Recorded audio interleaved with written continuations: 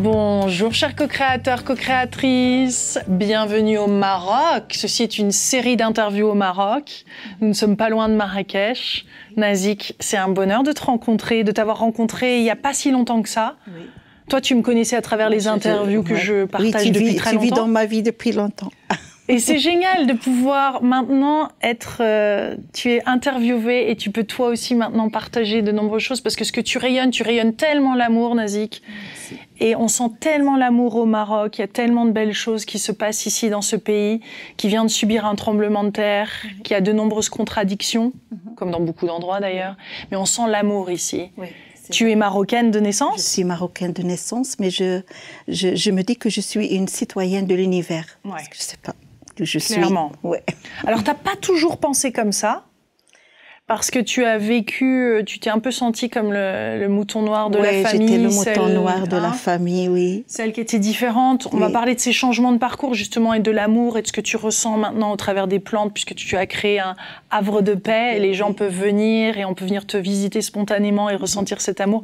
Tu es un peu l'ama du Maroc, quoi. Tu prends dans les bras et on ressent cet amour, ça vibre fort. Oui. C'est génial. Oui.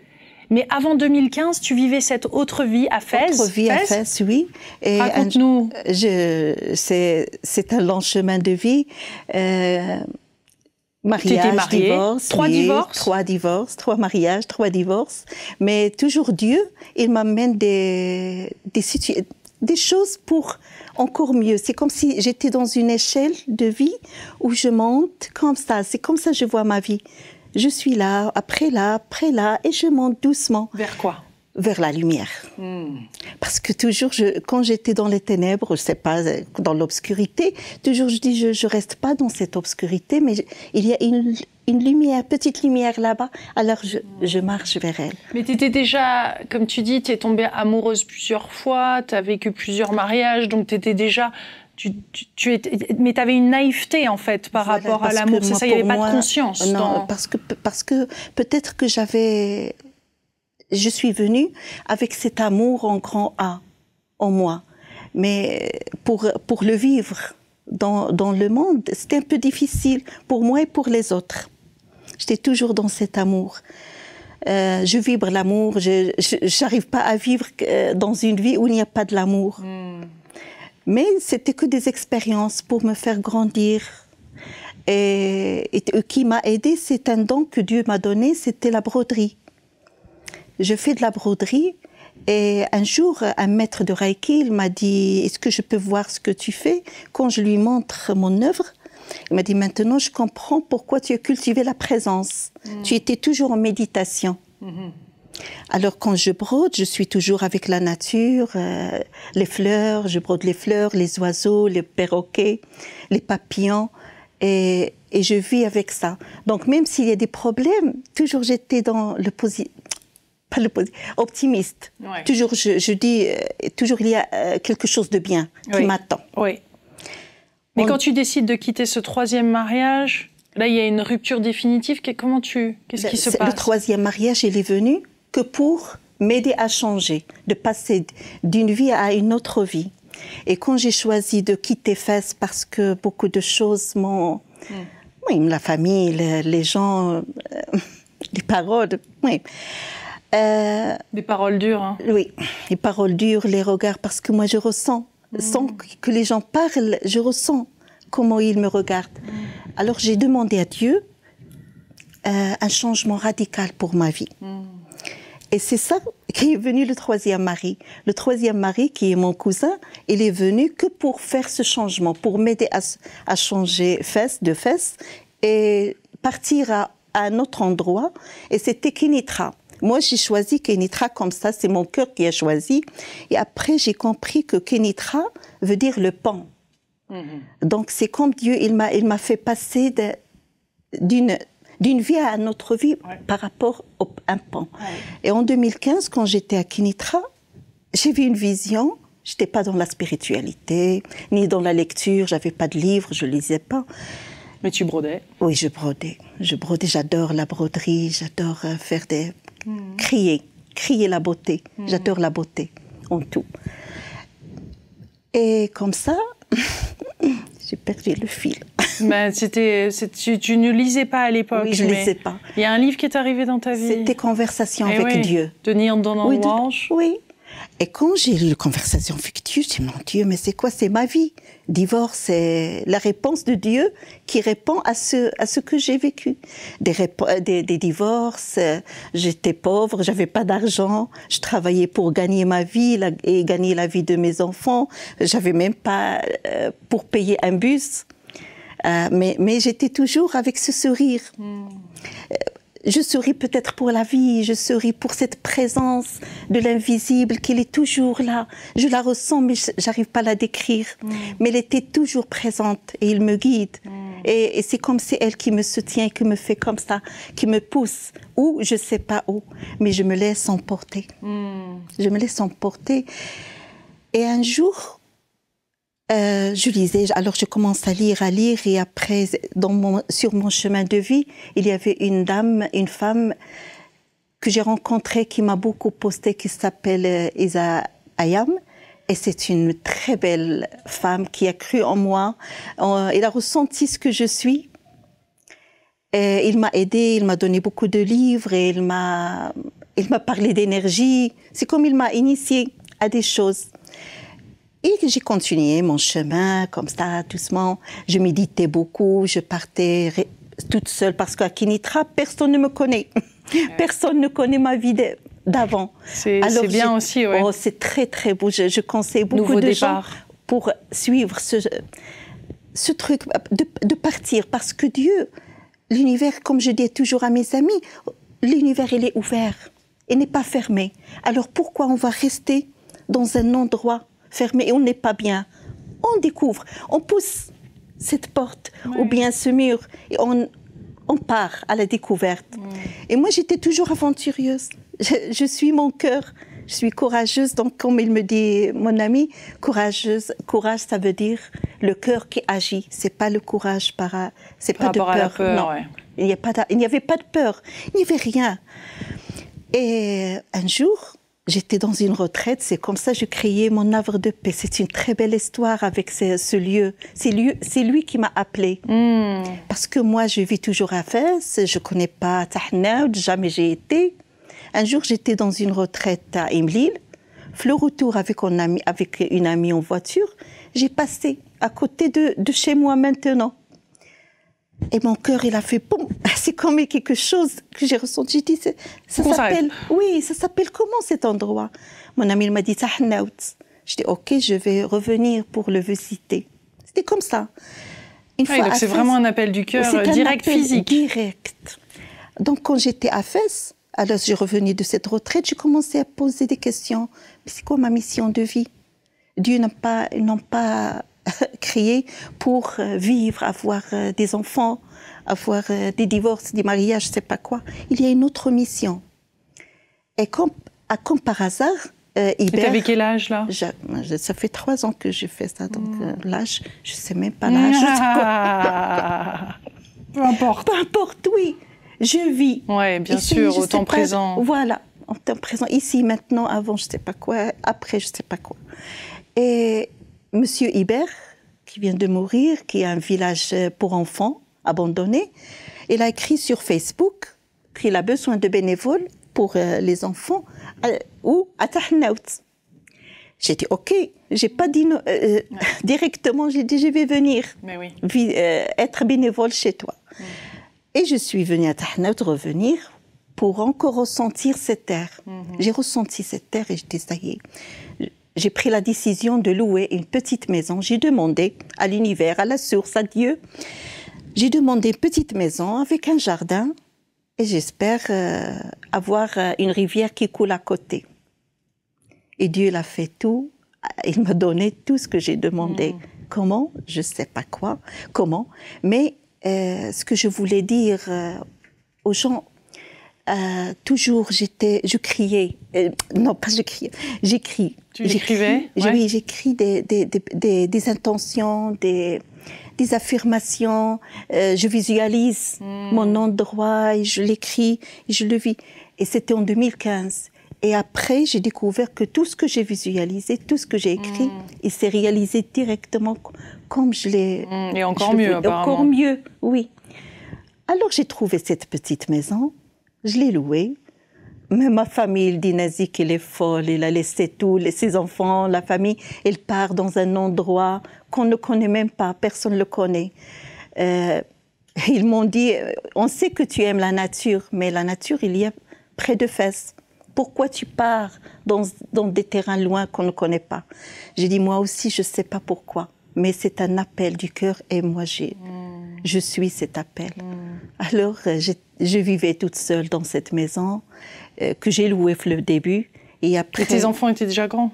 Oui, ils venaient pas? C'est pour ça. Parce que j'ai dit, j'ai terminé ma mission avec mes enfants. Ils sont devenus grands. Alors maintenant, c'est une autre vie que je veux vivre.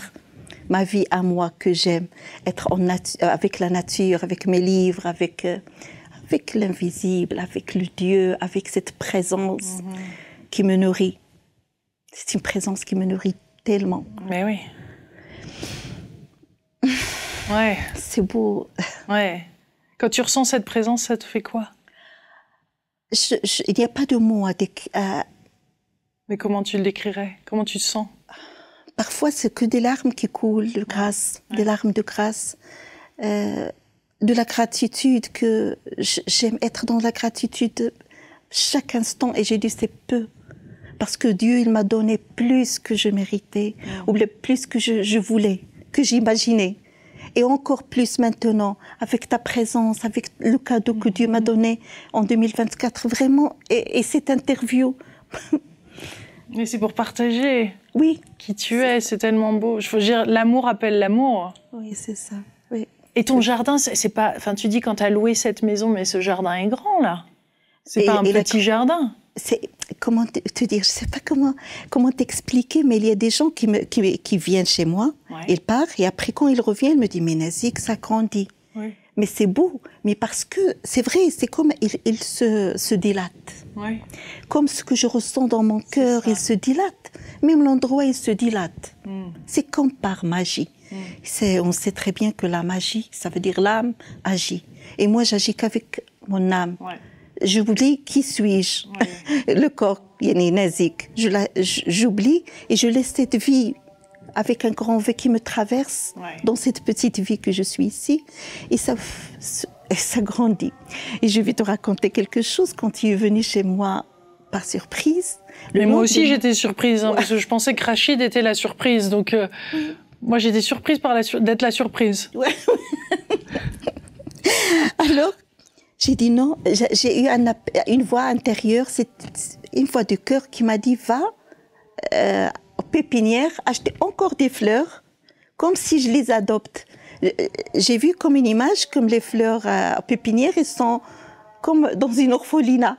Alors je les prends et je les nourris chez moi dans la terre, je leur parle. Et c'est vrai, parfois quand je les prends en photo, il y a l'aura de la fleur. Et tout le monde, il trouve ça... Mais comment tu fais, Nazik? Je dis, mais c'est peut-être que c'est l'amour. Comment je parle à la fleur, comment je la ressens, Elles sont vivantes. Ils sont très vivantes, oui, ils sont très vivantes. Il y a du monde dans le jardin. Oui, il y a du monde, voilà. Et parfois, les gens me disent, mais qu'est-ce que tu fais toute la journée? Je vis. Et c'est vrai, je ne fais rien, mais je fais beaucoup. Parce que je suis traversée avec cette présence qui est là. Et je reçois des messages, je ne sais pas quoi. Je ressens des choses. Comme si je ressens des choses qui vont venir. Mais je ne sais pas comment les décrire par les mots. Mais ils sont là. Et des gens viennent spontanément te voir? Oui. Et tu ouvres ta porte? Oui, j'ouvre ma porte, toujours j'ouvre ma porte. Et des fois, tu prends les gens dans les bras et tu fonds en larmes? Oui, parce que Comme quand tu as rencontré Rachid, par exemple. Qu'est-ce que c'est que ça? Tu ressens leur vibration? Je ressens la vibration des gens, oui. C'est comme si je vois derrière ce qu'il y a dans ce corps. Cette enveloppe humaine. Ouais. Tu te connectes avec l'âme? Oui, je me connecte avec l'âme. Et même l'âme des lieux. Ouais. Il y a des lieux que je ressens quelque chose, et quand je ressens qu'il y a des choses qui tournent autour de moi, mais je ne sais pas comment l'expliquer par les mots. Oui. Mais tu es dans le ressenti, dans l'émotion. Dans le ressenti, dans l'émotion, oui. Dans le transmettre cet amour, finalement, quand on te rencontre, on sent une boule d'amour. Hein? Gratitude, merci, merci mon Dieu, parce que j'adore le Christ. Je suis musulmane de naissance, je ne sais pas. Mais le Christ, il est là, et je ne sais pas comment, et il a atterri dans mon corps. Ah oui. Je ne sais pas. Tu as été touchée par ça? Beaucoup. Alors, j'ai tous les livres de Daniel Mauroy. Ah. Tous les livres de Daniel Mauroy, oui. Le livre secret de Jéchoua, le premier et le deuxième. Je le lis, je le relis, je le lis, je le relis, et ça me parle tellement. Quand je vois les trois maris, le livre des trois maris, l'histoire de Shlomit, je la ressens comme si j'étais dans une autre vie, une disciple de Jéchoua. Je ne sais pas comment l'expliquer, mais c'est comme ça. Ouais. Quels sont les autres livres ou les enseignants, les choses qui t'ont marqué? Omran, Michael, je l'ai tous ces livres, je l'adore. Ouais. La religion de l'amour et du soleil. Donc, Joe Dispenza aussi, non? Oui, oui, oui, j'ai plein de livres de spiritualité que j'adore. Ouais. Ouais. Et maintenant, comment tu vois ce... Je veux dire, pour toi, ton quotidien, c'est, comme tu disais, de t'occuper du jardin, d'être là, d'accueillir les gens. Oui, d'accueillir, de faire à manger aux gens, de partager avec eux.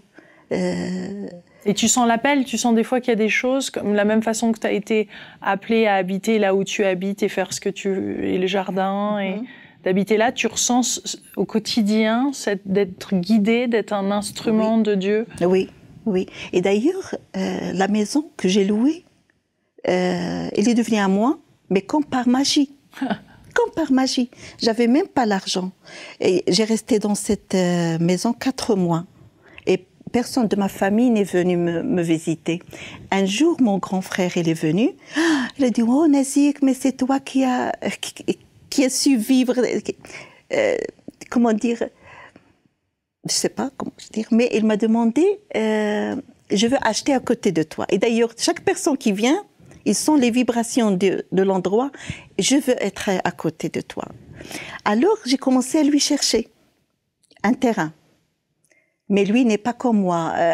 Il est dans le contrôle. Moi, je fonce. Ok, je ferme mes yeux et je pars.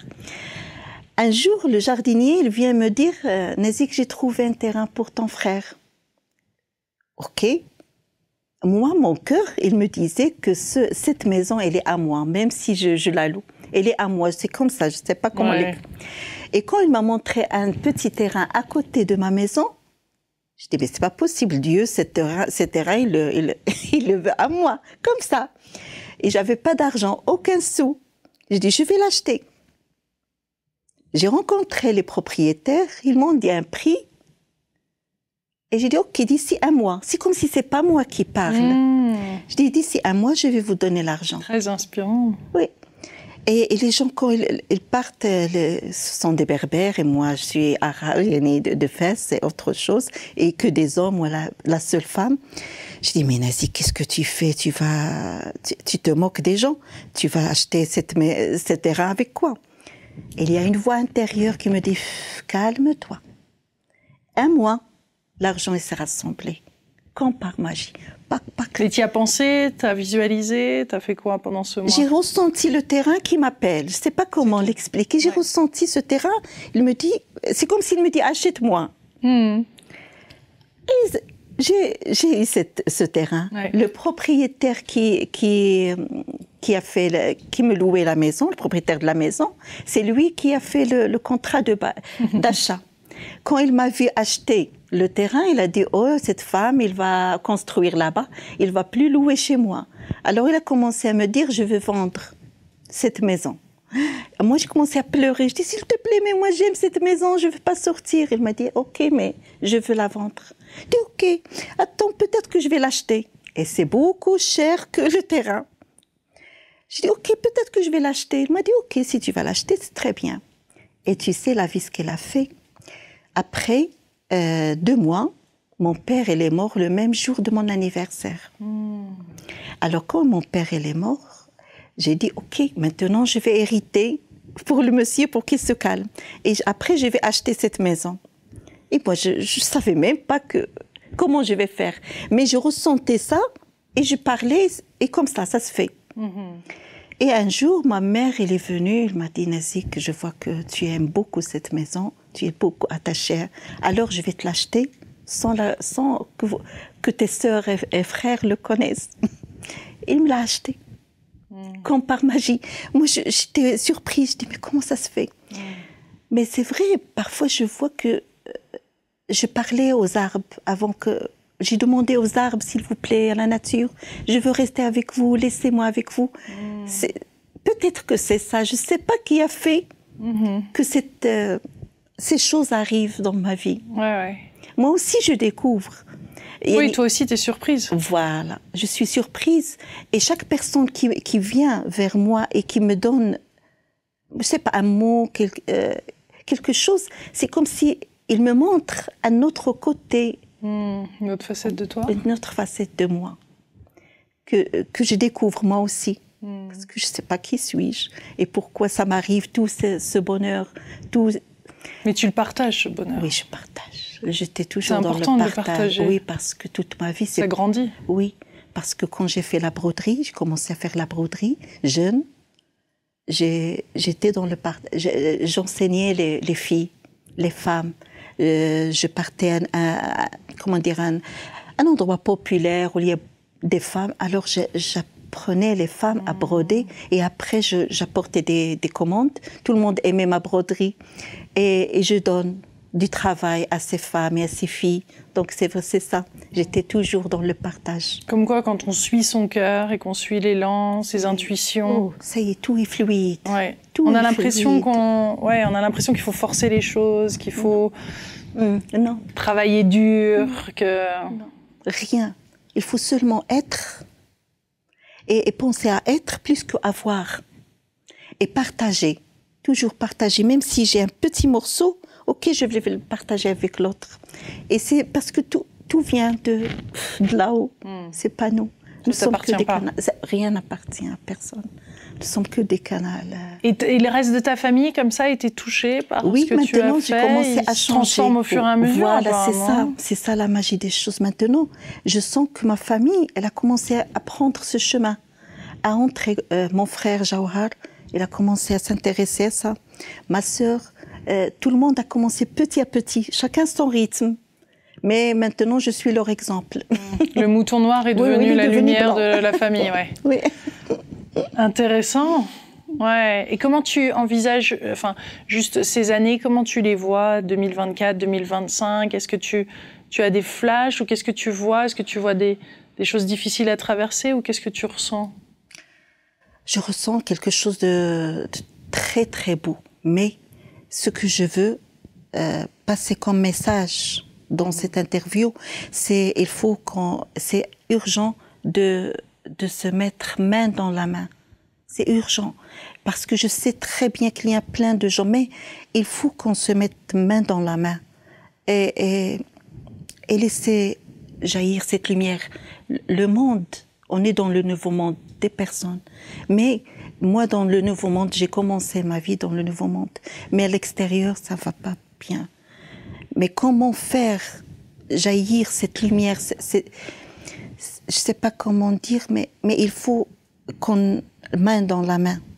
C'est ça ce que je veux vivre, et le plus tôt possible. Et comme je dis à mes amis, je dis, chaque personne, qui a une main dans... ne la lâche pas si...